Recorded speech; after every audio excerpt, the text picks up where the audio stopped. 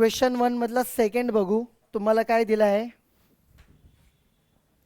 Question 1 मधला second, given y is equal to sine of log x. लक्ष द्या बरं सगळ्यांनी. आता याला काय म्हणणार? नेहमीप्रमाणे differentiating with respect to x. इकडे लिहिणार तुम्ही dy बाय dx, इकडे लिहिणार तुम्ही d by dx of sine of log x. ठीक आहे. आता बघा आतमध्ये हे बघा, तुम्ही इथे दोन फंक्शन दिसतंय आपल्याला. कोण दिसतंय? साइन पण दिसतो आणि हे बघा, एक मिनिट सगळ्यांनी लक्ष द्या. साइनचं डेरिव्हेटिव्ह कोण? कॉस. आणि लॉगचं डेरिव्हेटिव्ह काय? 1 अपॉन हा एक्स असेल तर. पण एक गोष्ट लक्षात घ्या, एफ ऑफ एक्स फंक्शनच्या आत असतो. फंक्शनच्या, हा मेन फंक्शन आहे बाहेरचा, त्याच्या आत हा आहे. एक गोष्ट लक्षात घ्या. समजतंय? ठीक आहे. त्यावरून तुम्ही याचं डेरिव्हेटिव्ह कसं लिहिणार?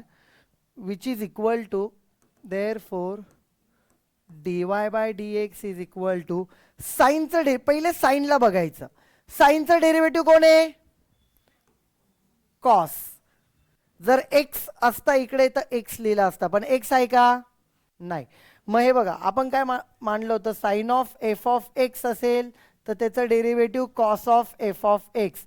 एफ ऑफ एक्सची जागा कोणी घेतली आता? मग इथे तुम्ही लॉग ऑफ एक्स आतमध्ये लिहा,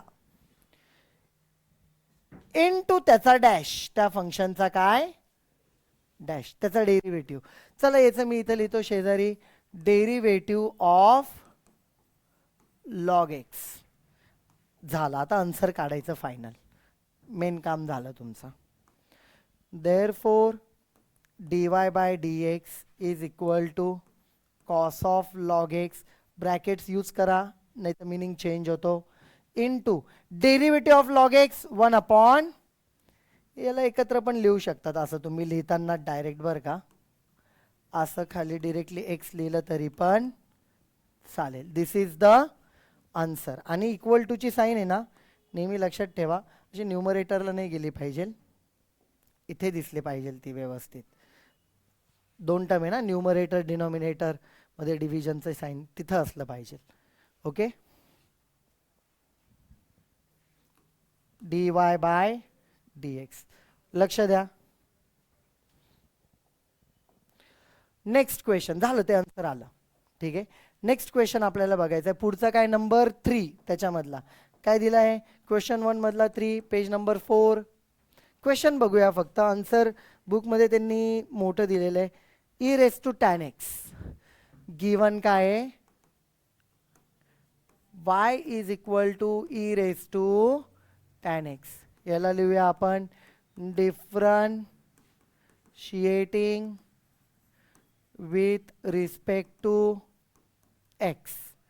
therefore dy by dx is equal to d by dx of e raise to tan x.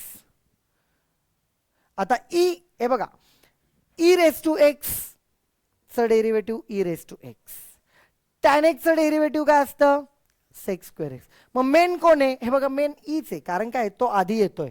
Tan x त्याच्या वरती आहे, एक्सच्या जागेवर आहे. त्याच्या ई रेस टू एक्स, एक्सच्या जागेवर टॅन एक्स आहे.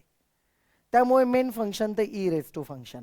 मग आपण त्याला कसं लिहिणार? लक्ष द्या सगळ्यांनी. Therefore dy by dx is equal to e raise to function च e raise to function into derivative of that function. जो फंक्शन आहे तो कोण आहे इथं? Tan x. चला, झालं, आन्सर आल्यात जमा. आता e raise to tan x. Okay. Derivative of tan काय आहे? This is the answer. This is what? dy by dx. Okay. This is all about the question number 3.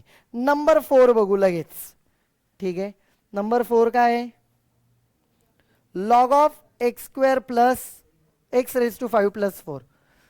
Number 4, given y is equal to log of x raised to 5 plus 4. बघा मग इथं काय differentiating with respect to x.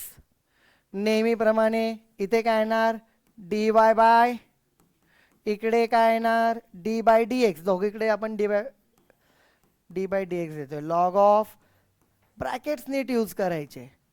आतमध्ये म्हणजे semi circular use करतोय ना bracket, तर बाहेर आपण स्क्वेअर केले. ठीक आहे, ते व्यवस्थित दिसलं पाहिजे, कसंही लिहायचं नाहीये. पुढे काय येणार चला. Therefore dy by dx is equal to, हे बघा लॉग ऑफ फंक्शन, त्याचा आन्सर काय 1 अपॉन फंक्शन, जो फंक्शन आहे तो, into derivative of that function, जो आहे तो, जो कोण असेल तो. Log of function, log of f of x चा डेरिव्हेटिव्ह 1 अपॉन, आठवत नसेल तर हे बघा लॉग एक्स चा डेरिव्हेटिव्ह एक्सच्या जागेवर एफ ऑफ एक्स, इथे पण फक्त आता एफ ऑफ एक्स इकडे परत काय येतो त्याचा डॅश, डॅश म्हणजे डेरिव्हेटिव्ह. इथे एफ ऑफ एक्सची जागा कोणी घेतली, फक्त आता एक्स रेस टू 5 प्लस 4 यांनी घेतले. बघा नंतर which is equal to, direct answer लिहिलं तरीही चालेल ह्या स्टेपला, पण काय तुम्हाला समजावं म्हणून आपण आतमध्ये जाऊया थोडंसं, तिथे लिहूया व्यवस्थित. X raise to 5 derivative of 4 हा कॉन्स्टंट आहे, which is equal to derivative of 4 constant त्याचं 0.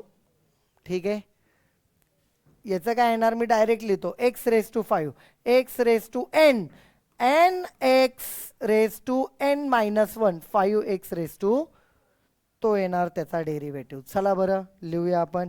मी डायरेक्ट लिहितो 5 x raise to 4 upon x raise to 5 plus 4. याचा डेरिव्हेटिव्ह हा आला, तो वरतीच आहे म्हणून वरती लिहिला, प्लस 0 होतो त्याला काही लिहिलं नाही. डिरेक्टली याला काय लिहूया आन्सर. आन्सर आल्यावरती एल एच एस म्हणायला विसरायचं नाही. एल एच एस कोण आहे तुमचा dy बाय dx. आलं लक्षात. याच्यानंतर क्वेश्चन नंबर पुढे जो आहे, I think me directly okay number 4 झाला. हां नंबर 5 कडे बघायचं आपल्याला.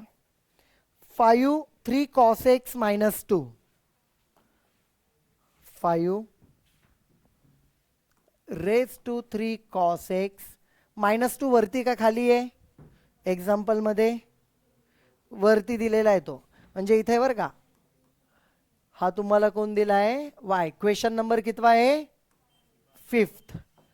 आता बघा आता डिरेक्टली मी इथं लिहितोय, शॉर्ट फॉर्म यूज केला तरी चालतो, differentiating with respect to x, असा शॉर्ट फॉर्म यूज केला तरी चालतो.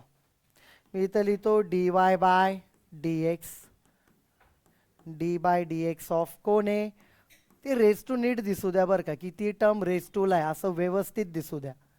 हा -2 इथे तर काही जण इथं हा -2, आपण विचारतो मार्क दिले नाही का, मार्क का बरं कट झाले, सरांनी असं शिकवलं होतं म्हणून मार्क कट झाले. ते नीट बघत जा कसं सांगितलेलं आहे सगळ्या term.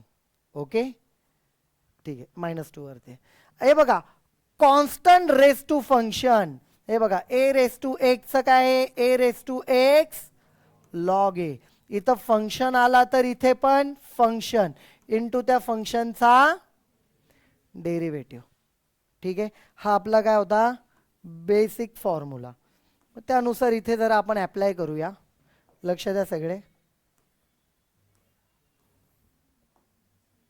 Therefore dy by dx is equal to constant raised to function 3 cos of x minus 2. याला ब्रॅकेट टाकू व्यवस्थित म्हणजे कन्फ्युजन नाही होणार. Into log 5 log a. हे बघा ए रेस टू फंक्शनचा derivative a raise to function into log of a कोण आहे इंटू डेरिव्हेटिव्ह ऑफ कोणाचा डेरिव्हेटिव्ह 3 cos x मायनस 2 जो फंक्शन आहे त्याचा परत काय जसं आपण मगाशी रूल बघितला लिहून दाखवला त्याप्रमाणे. ठीक आहे मग लक्ष द्या which is equal to everyone just look at here. याच्यात तर काय होणार नाही काय होणार ते तिकडंच होणार आता. ठीक आहे 5 3 cos x मायनस 2. हे बघा बुकमध्ये कसं सॉल्व केलंय ते जाऊ दे मी जसं सांगतो तसं लक्ष द्या. समजते ना फॉर्म्युला आपल्या त्याच्याने जायचं फक्त दॅट्स इट बाकी काय नाही. मार्क्स पूर्ण भेटणार तुम्हाला काळजी करू नका. लॉग 5 इंटू त्याचं साईडला कॅल्क्युलेशन करून सांगतो मी तुम्हाला 3 cos ऑफ x मायनस 2 याचं काय घ्यायचं आपल्याला डेरिव्हेटिव्ह. त्याचा डेरिव्हेटिव्ह डायरेक्ट लिहिलं तरी चालेल. बघा 3 कोण आहे हे बघा लक्ष द्या constant into function constant into त्या कॉन्स्टंटला बाहेर घेतो ना आतल्याचा डेरिव्हेटिव्ह घेतो. काही कन्फ्युजन असेल तर लगेच फॉर्म्युला दाखवतो ना तुम्हाला. हे बघा आपला कुठे गेला इथे बघा कॉन्स्टंट इंटू फंक्शन कॉन्स्टंटला बाहेर या फंक्शनचा काय घ्यायचा